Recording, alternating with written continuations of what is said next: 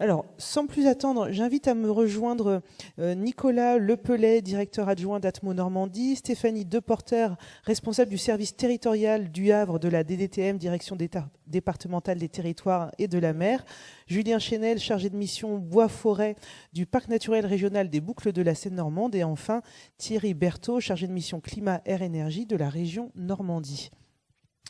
Merci à vous d'avoir répondu à l'invitation de Cosen Aglo.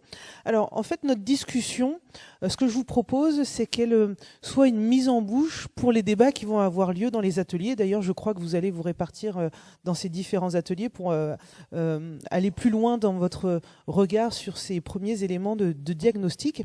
Or, pour commencer, peut-être j'aimerais que chacun vous puissiez me dire un point marquant que vous avez relevé dans ce diagnostic. Je vais commencer avec vous, Thierry Berthaud, chargé de mission climat, air, énergie de la région Normandie. Et bonsoir à toutes et tous. Alors moi, ce qui m'a marqué effectivement, c'est ce qu'on voit directement sur le diagnostic, c'est ce contraste entre un territoire qui est quand même rural et un territoire industriel, avec deux types de potentiel. L'un sur les énergies renouvelables, notamment la biomasse, avec le côté rural. Et l'autre côté, cette énergie fatale qui est perdue lors du raffinage du pétrole, que pourra peut-être récupérer. Et là aussi, il y a une source d'énergie à récupérer. Oui, c'est vrai que la singularité de ce territoire, qui a été d'ailleurs soulignée par M. Weiss dès les premiers mots d'introduction, c'est sa force industrielle, beaucoup d'emplois et à la fois, comme vous le dites, une diversité, une ruralité importante. Donc ça va être un des axes de travail particuliers de ce PCAET, comment avancer sur ces deux tableaux indispensables et complémentaires. Julien Chénel, alors vous, c'est plutôt le bois et la forêt, j'imagine, qui a retenu votre attention, puisque c'est votre mission au sein du PNR, du Parc naturel régional des Boucles de la Seine-Normande. Oui, effectivement, bonsoir à tous. C'est vrai que ce potentiel de bois énergie dans le mix qu'on a pu voir sur les énergies renouvelables, c'est un potentiel important sur le territoire. J'ai bien noté aussi dans la dernière intervention, l'évaluation environnementale, les questions aussi que pouvait poser le développement de l'énergie biomasse sur le territoire. Et donc effectivement, on travaille sur la question de la gestion durable de cette ressource pour pouvoir à la fois développer le bois énergie, mais tout en respectant la biodiversité notamment qui est liée à ces espaces. Alors Théo Klein, tout à l'heure, dans son intervention, disait que sur la question du bois et de la forêt, il fallait aussi pouvoir dézoomer pour que la lecture soit pertinente. J'imagine qu'avec le parc naturel régional, ça va être aussi un de vos apports à la dynamique de PCAET, de dézoomer, et puis aussi avec vous, Monsieur Berthaud, à l'échelle de la région. Effectivement, on est d'ailleurs soutenu par l'ADEME pour travailler sur cette question du développement du bois énergie à l'échelle du parc, mais à l'échelle même des collectivités qui composent le parc. Et donc on travaille avec Cosen Aglo sur ces questions pour voir justement le potentiel de développement sur le territoire, mais à partir d'une ressource qu'on va pouvoir aller chercher un petit peu au-delà de ses limites. Alors, vous, Stéphanie Deporter, donc je le disais, responsable du service territorial du Havre de la DDTM, donc service déconcentré de l'État. Vous êtes l'État autour de la table ce soir. Là aussi, même question, un élément qui vous a interpellé particulièrement ce soir? Oui, bonsoir à tous. Donc, j'ai la lourde charge de représenter l'État ce soir. Je voulais juste dire quelques mots sur la transition. C'est des actions individuelles de chacun au quotidien, mais c'est aussi le projet collectif du PCAET. Et ce qui me semble important dans cet acronyme, c'est le T, en fait. Le T du territoire, puisque chaque territoire est différent. Et là, cette soirée, elle nous permet à tous, donc vous, citoyens, industriels, banquiers, acteurs institutionnels, de co-construire ce projet à travers le diagnostic qu'on vient de nous présenter. Et je pense que c'est ça qui est important. Ce qu'on construit aujourd'hui, ça va durer quelques centaines d'années et c'est ce qu'on fait maintenant qui va permettre à nos enfants, petits-enfants, arrière-petits-enfants, finalement de pouvoir disposer d'un territoire agréable à vivre. Merci pour ce rappel de l'individuel et du collectif pour pour amorcer pleinement cette transition. Vous, Nicolas Lepeley, pardon. Donc vous représentez Atmo comme atmosphère, mais il faut nous dire quelques mots de cette structure que peut-être que tout le monde ne la connaît pas. Alors, bonsoir à tous. Atmo Normandie, c'est l'association de surveillance de la qualité de l'air, agréée donc à l'échelle de la Normandie, qui était anciennement Air Normand pour le territoire normand, et qui, suite à la fusion avec nos homologues bas-normands, donc a donné lieu à Atmo Normandie en fin 2016. Alors, avec ce regard sur la question de l'air et de sa qualité, là aussi, qu'est-ce qui vous interpelle dans ce premier aperçu du diagnostic territorial ? Alors effectivement, quand on est sur un territoire comme Cossenaglo, on pense tout de suite aux enjeux de la santé par rapport aux activités industrielles, qui est un enjeu avéré et qu'on connaît tous. Moi, ce que je me rends compte, c'est qu'il y a aussi des enjeux derrière qui touchent chacun. On parle d'isolation des bâtiments, de baisse de consommation, des énergies renouvelables, et cela va avoir un impact sur l'exposition individuelle, donc des populations dans leur habitat. L'air intérieur est de plus en plus probant, de plus en plus marquant, et d'où l'intérêt d'associer justement cette problématique de la qualité de l'air aux enjeux énergétiques, car il faut absolument en prendre compte avant que ces projets se mettent en place et que les évolutions technologiques arrivent pour que eh bien, on ne dégrade pas l'air qu'on va respirer dans nos maisons. Et ça, c'est aussi un enjeu important. Alors j'aimerais avoir votre regard sur un des défis sans doute de ce PCAET. On est sur un territoire, on l'a dit, industriel, des enjeux d'emploi forts liés à ces activités qu'il faut préserver sur le territoire. Et à la fois, il faut une transition qui implique forcément aussi des changements de modèle. On a pu évoquer dans la présentation sans doute des potentialités autour de l'économie circulaire. Comment on peut justement allier ces deux ambitions, moins de consommation, plus de sobriété, et à la fois préserver les emplois, développer de nouveaux emplois sur le territoire Stéphanie, peut-être sur cette question. Moi, je vois 3 enjeux ou 3 défis. Approchez un petit peu le micro. Oui, pardon. C'est d'abord, en fait, non, je ne vais pas les classer. C'est un projet économique, en fait, ça c'est sûr. En gros, le PCAET et cette transition qui s'engage, c'est une vraie opportunité, en fait, pour aller vers une nouvelle croissance. Les emplois de demain, on les dit verts. Et je pense que le territoire de Caux-Val-et-de-Seine, au travers de son histoire énergétique, a le potentiel aujourd'hui pour aller vers cette croissance énergétique nouvelle. Il y a un autre défi que je vois aussi, c'est un projet social. Parce que finalement, on va réduire la vulnérabilité des ménages, tant dans l'habitat que dans leur déplacement. Donc moins on va consommer et finalement plus on va redistribuer de l'argent vers le pouvoir d'achat. Et c'est aussi, comme le disait Gamma Environnement, c'est aussi un projet d'aménagement au travers du PCAET ou des ambitions qu'on va se fixer, à commencer par les ateliers de ce soir. C'est aussi réinjecter de la nature en ville, c'est réinjecter des lieux sociaux en fait, dans la ville, c'est retrouver la place complémentaire entre la ville et la campagne. Et voilà, et je pense que ces défis, on est aujourd'hui prêt à les relever au travers des différentes démarches de Caux-Val-et-de-Seine, qui sont le plan local d'urbanisme, le schéma de cohérence territoriale et le PCAET. On a d'ailleurs évoqué la question de la substitution énergétique. Julien Chénel, c'est vrai que la filière bois-énergie est une filière qui est aussi plus riche en emplois que des filières classiques d'énergie fossile. Et donc là aussi, on voit la convergence entre ces différents enjeux. Oui, complètement. Et au-delà de la question du bois-énergie, il y a l'utilisation du bois comme matériau aussi, qui est également créateur de... cette fonction aussi du bois est créatrice d'emplois locaux.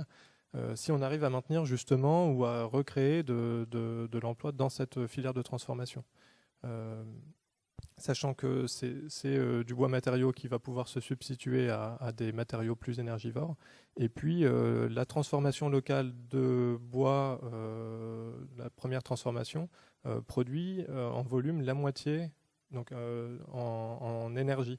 Je m'explique peut-être pas très bien, mais un mètre cube de bois qui rentre dans une scierie, ça produit pour moitié du bois d'œuvre et pour moitié du bois énergie dans les produits connexes qu'on n'arrive pas à valoriser en matériaux. Donc c'est aussi un moyen à la fois de développer l'énergie bois et de travailler sur les écomatériaux et sur le stockage de carbone par rapport au bilan carbone qu'on a pu voir tout à l'heure. Oui. Tout à l'heure, Madame Carolo évoquait que le territoire est lauréat de l'appel à projet régional territoire 100% énergie renouvelable. Quand on voit justement la singularité du territoire, pour vous, Thierry Berthaud, est-ce que il y a une différence, j'imagine, très réelle, très concrète avec les autres territoires, mais est-ce que néanmoins il y a la matière à faire converger les territoires, à les faire travailler ensemble? Parce que oui, les territoires, mais il y a aussi des territoires voisins, etc. C'est aussi une dynamique qui s'inscrit dans une échelle régionale. Oui, donc sur l'ensemble des 10 territoires qui ont été lauréats, on a une grosse disparité entre des territoires très ruraux puis des territoires comme celui-ci qui a un caractère aussi industriel. Et ce qu'on compte jouer également, c'est développer ce qu'on peut appeler une solidarité inter-territoire, où des territoires ruraux qui ont un potentiel de production d'énergie renouvelable plus important puissent aussi subvenir à des besoins des territoires plus urbains, avec des sortes de contrats, ou je ne sais pas, mais il y a tout un tas de relations à se mettre en place sur les territoires, sur la Normandie. Et je voulais revenir aussi sur le développement économique précédent, c'est-à-dire qu'on va assister à une relocalisation de l'économie en matière de production d'énergie ou même en matière de production de biens de consommation ou même d'alimentation, de plus en plus à travers la transition énergétique. Et on a vu la dépendance du territoire déjà à 700 millions d'euros par an. Et ben, ce qu'on va produire localement, qu'on va réinstaller localement, ça sera cette dépendance en moins dans le futur. Merci pour ces précisions. Alors, on vient d'évoquer le fait que des territoires pourraient compenser en quelque sorte, ou en tout cas avoir des passerelles sur la production d'énergie. Sur la question de l'air, ces passerelles, c'est beaucoup plus compliqué. Donc comment, sur cette question de la qualité de l'air, cette qualité de l'air, je pense qu'elle va être abordée dans l'atelier sur le cadre de vie, clairement, comment vous, à l'échelle régionale, quelles pistes peuvent être travaillées concrètement et qui sont à la main des territoires?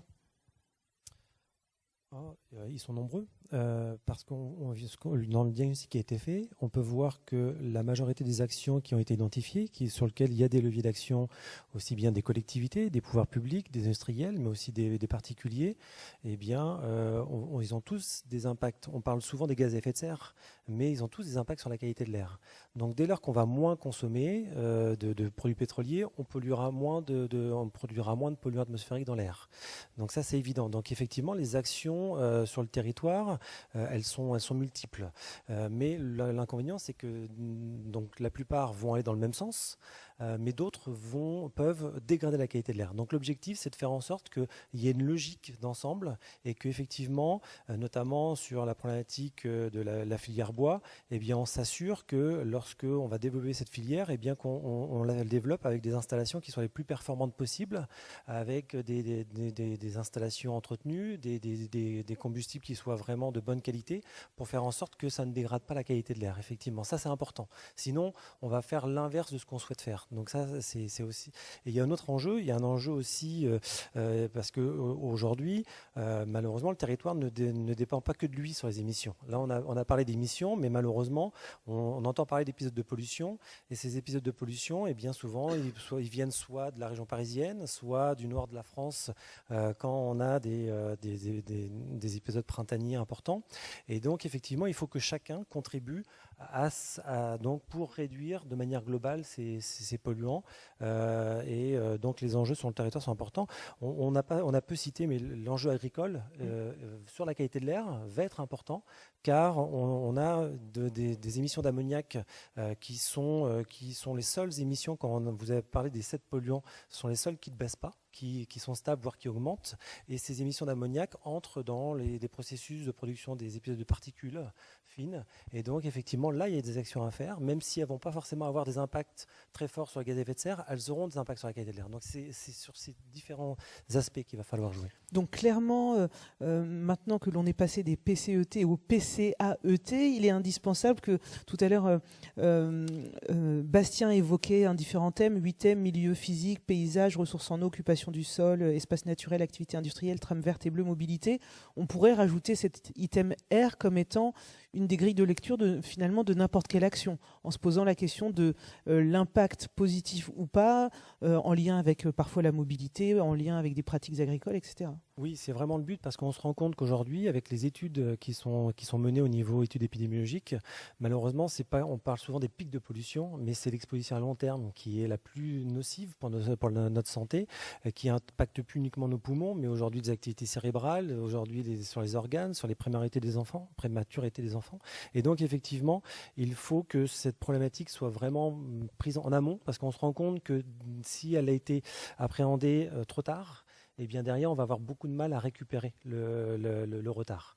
On le voit bien sur la problématique des odeurs. Aujourd'hui, sur les odeurs, eh bien, il y a des réseaux de nez qui ont été élaborés, qui aujourd'hui ont permis vraiment de progresser sur cette problématique-là sur ces territoires. Mais on se rend compte que si cette problématique était prise en amont des projets, eh bien, on aurait beaucoup moins de nuisances qu'on peut avoir aujourd'hui. Très bien. Avant de conclure cette mise en bouche, cette mise en appétit pour les ateliers qui vont suivre, je vais vous faire un petit tour de table très rapide de fin sur peut-être une envie que vous avez, que vous souhaitez injecter dans les débats qui vont démarrer dans quelques instants. Donc, je vais commencer avec vous, Thierry Berthaud. Moi, j'ai travaillé longtemps sur la filière biomasse et je dirais que dans un cadre des développements futurs de la transition énergétique, je pense qu'il faut planter des arbres. Alors, mon voisin ne va pas me contredire là-dessus. Ça a plusieurs avantages. D'abord, ça stocke du soleil. Le bois, c'est du soleil en conserve. Donc, on a une réserve d'énergie renouvelable dans la saison où on en a besoin en hiver, notamment. Ça adoucit aussi le climat, ça protège l'érosion des sols, ça a de multiples avantages, quoi. Donc si j'ai un conseil à donner, c'est ça, il faut planter des arbres en haie, en forêt, là où on peut, et puis gérer ensuite la ressource durablement. Donc voilà une première proposition très concrète. Julien Chénel. Une très bonne proposition, effectivement, pour l'amélioration des boisements. J'ai été aussi assez surpris par l'impact du changement d'affectation des sols dans le bilan carbone du territoire et avec la place de l'agriculture sur le territoire de Caussène-Aglo. C'est vrai que c'est un sujet qui me paraît important. Par rapport aux mobilités également, l'étalement urbain peut nécessiter du coup une mobilité plus importante, des déplacements plus importants. Donc c'est peut-être un sujet aussi à traiter et qui rejoint les problématiques du plan local d'urbanisme intercommunal également. Donc, oui, tout à fait. Voilà. Ça fait vraiment ce lien et cette problématique du foncier qui de plus en plus est appréhendée sous l'approche de sols, et on sait la multifonctionnalité des sols, l'importance aussi en termes de biodiversité, également de climat, etc. Donc c'est intéressant d'avoir aussi ce prisme de lecture sur ces affectations et les services rendus. Stéphanie Deporter. Moi, je crois fort en l'intelligence collective. Et du coup, cette démarche, elle me plaît bien parce que je reprends ma casquette État, mais on n'est pas juste là en service qui contrôlons le contenu du PCAET ou du PLUI ou du SCOT. Mais on est là tous ensemble pour apporter, un peu comme le fait le Colibri, mais là en intelligence en amont, pour co-construire le territoire de demain. Très bien, donc intelligence collective, et cette intelligence collective, elle sera mise à contribution dans les différents ateliers, ceux de ce soir, ceux qui interviendront plus tard, j'y reviendrai tout à l'heure, et avec un atelier ce soir sur quel mode de participation citoyenne, parce qu'il n'y a pas de territoire 100% énergie renouvelable, de territoire adapté au changement climatique sans une véritable implication citoyenne en termes de gouvernance de projet. Et je finis avec vous, Nicolas Lepeley. Je pense qu'aujourd'hui, on est plutôt sur une approche prise en compte des actions qu'on peut mener en tant que citoyen. Et aujourd'hui, effectivement, par rapport à la problématique qualité de l'air, je pense que l'enjeu de l'air intérieur, mérite d'être abordé, d'être discuté et de voir comment on peut bien l'intégrer dans les différents projets d'aménagement, de réhabilitation des logements pour qu'effectivement, on arrive à optimiser cette problématique. Très bien, là aussi très concret. Merci à vous quatre pour amorcer les débats qui vont avoir lieu dans quelques instants en atelier.